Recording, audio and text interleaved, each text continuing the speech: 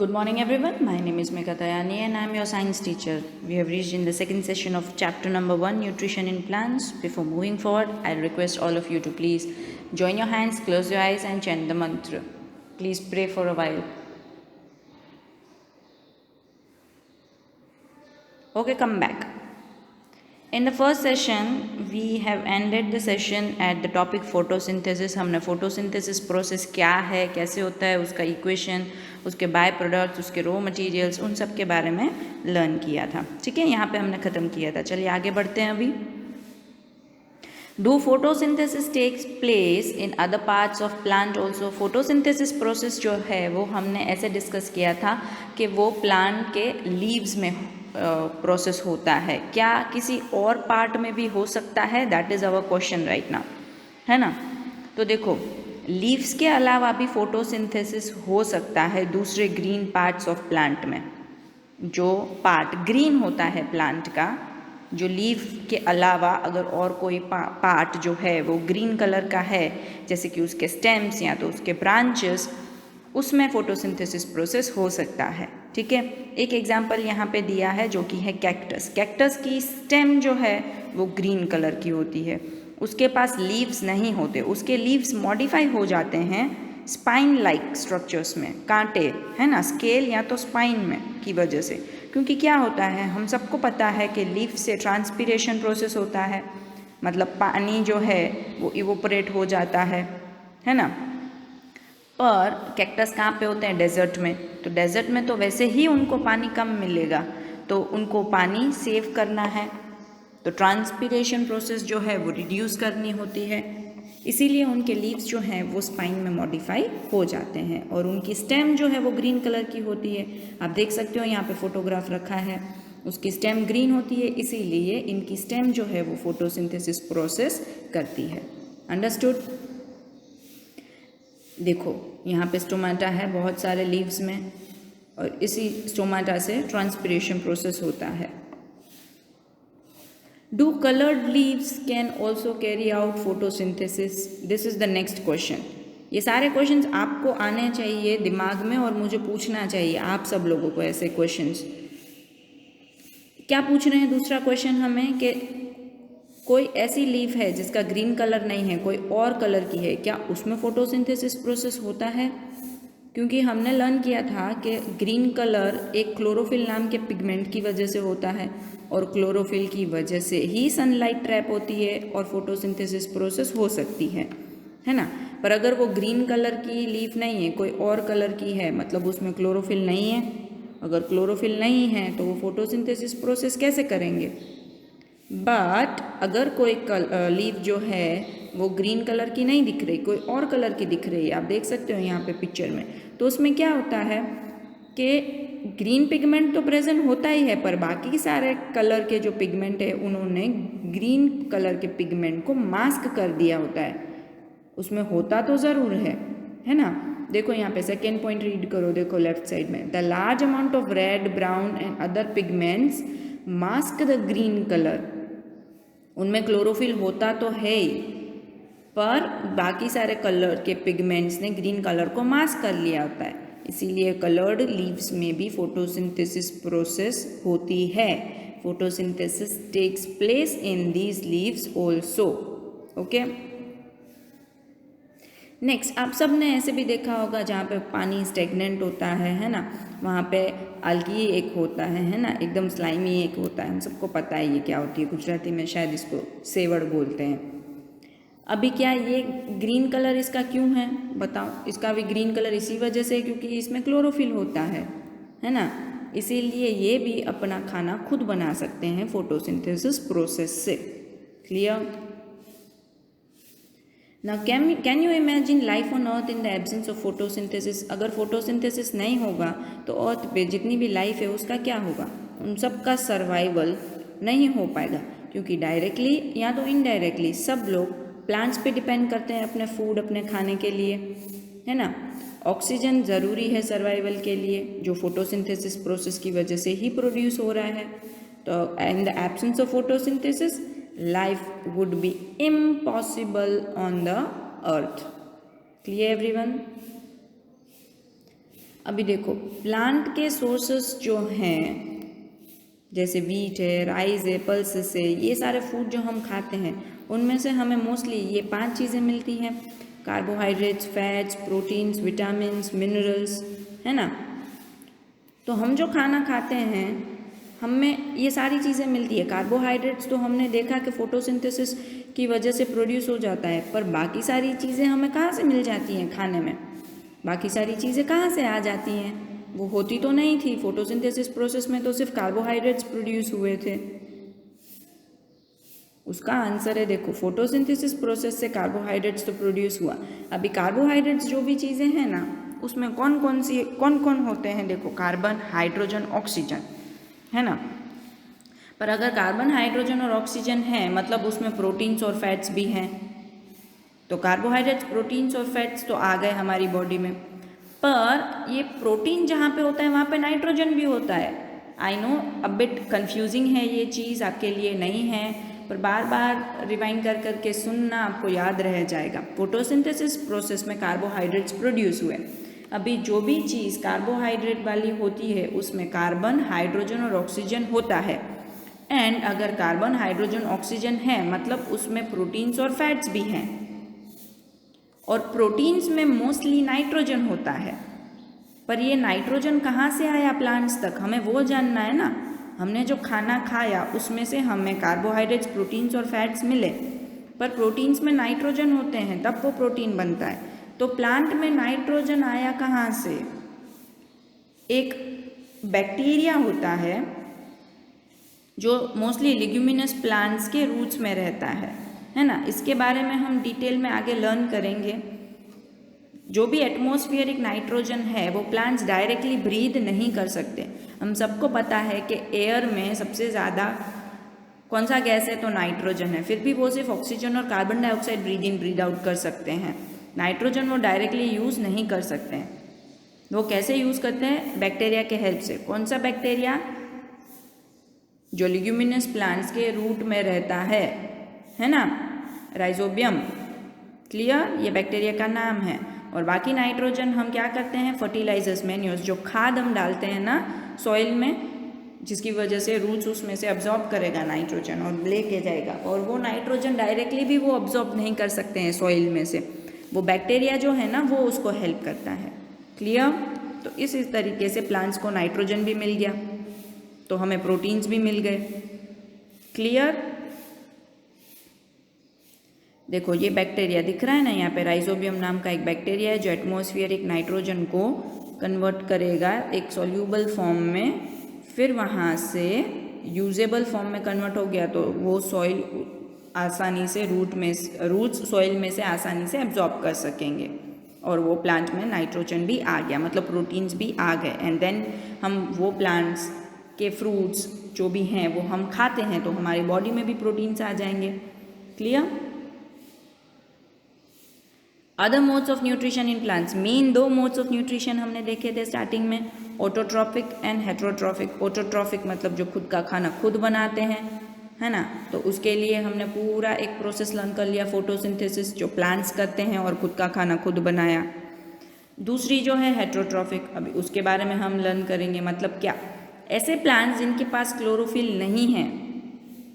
Human beings तो खुद का खाना खुद नहीं बनाते, वो प्लांट पे डिपेंड तो करते ही हैं, पर बहुत सारे प्लांट्स भी ऐसे हैं जिनके पास क्लोरोफिल नहीं होता और वो खुद का खाना खुद नहीं बना सकते फोटोसिंथेसिस प्रोसेस से, इसीलिए वो हेटरोट्रॉफिक मोड ऑफ न्यूट्रिशन करते हैं। उनके अलग अलग टाइप्स हैं, कौन कौन से प्लांट्स करते हैं ऐसी मोड ऑफ न्यूट्रिशन फॉलो। तो parasitic plants, insectivorous plants, saprophytes, है ना, बारी बारी हम सारे लर्न करते हैं। चलो सबसे पहला पैरासिटिक प्लांट्स। पैरासिटिक प्लांट्स कौन सा न्यूट्रिशन करेंगे? हेटरोट्रॉफिक मोड ऑफ न्यूट्रिशन करेंगे। ये ऑलरेडी जो रेडीमेड फूड होता है ना प्लांट के ऊपर, उससे ले लेते हैं। आप देखो यहाँ पे इमेज में आपको दिख रहा है येलो कलर की पूरी बेल लगी हुई है ग्रीन कलर के ट्री पे, तो ये येलो येलो जो है ना वो अमर बेल है या तो कसकटा प्लांट है, वो पैरासाइट है। पैरासाइट उसको क्यों बोला जाता है? क्योंकि वो दूसरे प्लांट पे ही रहते हैं और उन्होंने जो खाना बनाया ना उनका रेडीमेड फूड वो ले लेते हैं, क्योंकि ये खुद से खाना नहीं बना सकते और ये दूसरों के ऊपर ही रहते हैं, जैसे यहाँ पे दिख रहा है। है ना। तो जिसके ऊपर वो रह रहा है ना, उस प्लांट को बोलेंगे हम होस्ट प्लांट। और जो बेल है जो उसके ऊपर रह रही है होस्ट से न्यूट्रिशन लेने के लिए, उसको हम बोलेंगे पैरासाइट। जो होस्ट के ऊपर रह रहा है वो पैरासाइट, और पैरासाइट जिसके ऊपर रह रही है वो है होस्ट। क्लियर? देखो मैंने पूरा टिक मार्क करके दिखाया है। Plant on which it climbs is called a host. जिसके ऊपर ये बेल, अमर बेल जो है, या तो कसकटा प्लांट जो है, बेल जो है वो जिसके ऊपर रहती है क्लाइम करके, उसको बोला जाता है host. Now since it deprives the host of valuable nutrients it is called a parasite. Host ने अपने लिए खाना बनाया पर वो होस्ट का खाना ले लेती है तो होस्ट के पास कम हो जाता है, इसीलिए इसको बोला जाता है parasite. Clear? Second, insectivorous plants. Insectivorous plants भी heterotrophic mode of nutrition follow करते हैं। एक प्लांट है पिक्चर प्लांट करके, जिसका बॉडी ऐसे पूरा पिक्चर जैसा होता है। आप देखो इमेज में, उसकी लीफ जो है ना वो ऐसे पिक्चर में कन्वर्ट होती है और ऊपर ऐसे लिड जैसा बन जाता है।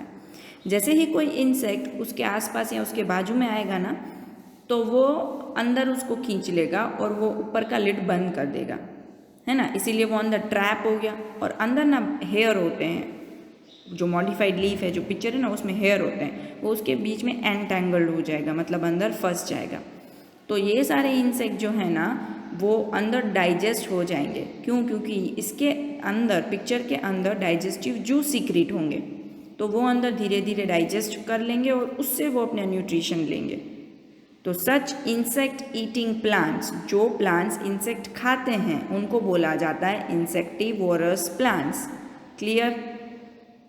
पैरासिटिक एंड इंसेक्टिवोरस दोनों क्लियर हुआ। Insect eating plants are called insectivorous plants. Clear? Next, saprotrophic mode of nutrition. इसमें क्या होता है? ये एक ऐसा मोड ऑफ न्यूट्रिशन है जिसमें कोई भी ऑर्गेनिज्म अपने न्यूट्रिएंट्स को ना सॉल्यूबल फॉर्म में लेता है। कहाँ से लेगा? डेड एंड डिकेइंग मैटर में से, है ना। इसको बोला जाता है saprotrophic nutrition. Saprotrophic nutrition. Dead decaying matter मतलब क्या? Excreta, fallen leaves, broken twigs, food articles, ये सारी चीज़ें जो सड़ने के लिए होती हैं, उनमें से वो अपना न्यूट्रिशन लेगा। उसका एग्जाम्पल है mushroom. Plant which use saprotrophic mode of nutrition are called saprotrophs. जो saprotrophic mode of nutrition follow करेगा उनको बोला जाता है सेप्रोट्रॉफ्स। क्लियर? अभी देखो, प्लांट्स जो हैं वो वाटर एंड मिनरल सॉइल में से अब्जॉर्ब करेंगे रूट के थ्रू, है ना, और वही फिर हर एक पार्ट तक पहुंचाएंगे। How nutrients are replenished in the soil. जैसे हमने बोला कि ये वाटर एंड मिनरल सॉइल में से सब ले लेते हैं, फिर बाकी वापस कहाँ से मिलेगा? सॉइल में से तो हमने ले लिया, तो सॉइल में बारी बारी हमें ऐड करना पड़ेगा ना, तो ही प्लांट को मिलेगा। जैसे हमारी थाली में खाना था, हमने खा लिया, फिर कहाँ से वापस से मिलेगा? वापस हमें थाली में खाना डालना पड़ेगा ना। तो इनके लिए भी सेम चीज़, सॉइल के अंदर बार बार हमें ऐड करना पड़ेगा, तो ही न्यूट्रिएंट्स उसमें वापस रिप्लेनिश हो सकते हैं। कैसे करेंगे हम? फर्टिलाइजर्स और मैन्योर ऐड करेंगे, है ना। तो पहला जो नाइट्रोजन है वो तो हम खाद से, फर्टिलाइज़र से ऐड कर सकते हैं। और बाकी हमने आगे भी बात की थी, एक बैक्टीरिया होता है राइजोबियम नाम का, है ना, वो नाइट्रोजन फिक्सेशन कर देता है सॉइल में, है ना।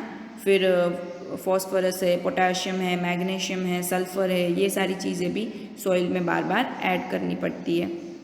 ओके, तो जो प्लांट्स हैं वो खुद से नाइट्रोजन तो यूज़ नहीं कर सकते, हमें पता है ना। मोस्टली हम नाइट्रोजन के बारे में बात करेंगे यहाँ पे, हमें पता है बैक्टीरिया से करेंगे, तो उसी के बारे में हमें डिटेल में यहाँ पे लर्न करना है। मैंने बोला था ना हम बाद में डिस्कस करेंगे। तो ये जो राइजोबियम बैक्टीरिया है जो लिग्यूमिनस प्लांट्स पे मोस्टली रहते हैं, लिग्यूमिनस प्लांट्स मतलब पीज और वो सारे, तो उसमें वो क्या करेगा? एक सिम्बायोटिक रिलेशनशिप कर रखेगा। किसके साथ? प्लांट के साथ। देखो लेफ्ट साइड में जो स्क्वायर है वो roots of legume plant bacteria rhizobium, वो क्या करेगा? रूट पे रह रहा है ना प्लांट के, वो एटमॉस्फेरिक नाइट्रोजन को अवेलेबल करेगा लिग्यूम प्लांट को, और लिग्यूम प्लांट से क्या लेगा? खाना। तो उसके साथ इन शॉर्ट उसने डील बना के रखी है कि मैं तुझे नाइट्रोजन दूंगा, तू मुझे खाना बना के देना। तो ऐसी जो रिलेशनशिप होती है दोनों के बीच में गिव एंड टेक वाली, उसको बोला जाता है सिम्बायोटिक रिलेशनशिप। तो ये भी एक हेटेरोट्रॉफिक मोड ऑफ न्यूट्रिशन हो गया। तो अभी तक हमने 4 heterotrophic mode of nutrition learn किए, है ना। पहला पैरासाइट, जो दूसरों के ऊपर रहते हैं होस्ट प्लांट पे। फिर था इंसेक्टिवोरस प्लांट्स, जो इंसेक्ट्स में से अपना न्यूट्रिशन लेते हैं, है ना। फिर तीसरा था सेप्रोट्रॉफ्स, जो डेड और डिकेइंग मैटर पे रहते थे, उसमें से अपना न्यूट्रिशन लेते थे। और चौथा ये हो गया symbiotic relationship, give and take वाला। क्लियर। अभी ये देखो सिम्बायोटिक रिलेशनशिप कौन करता है, तो ये लाइकेन नाम का एक है जो फंगस और आल्गे के बीच का रिलेशन है। फंगस और आल्गे करते हैं, उनको क्या बोला जाता है, लाइकेन। ये सिम्बायोटिक रिलेशन करेंगे। फंगस क्या करेगा, आल्गे को शेल्टर, वाटर और मिनरल्स प्रोवाइड करेगा, और इन रिटर्न आल्गे उसको क्या देगा, फूड। जो आल्गे ने फोटोसिंथेसिस प्रोसेस से फूड बनाया वो फंगस को देगा। फंगस उसको रहने के लिए जगह देगा, उसको शेल्टर देगा, उसको वाटर देगा, उसको मिनरल्स देगा। क्लियर।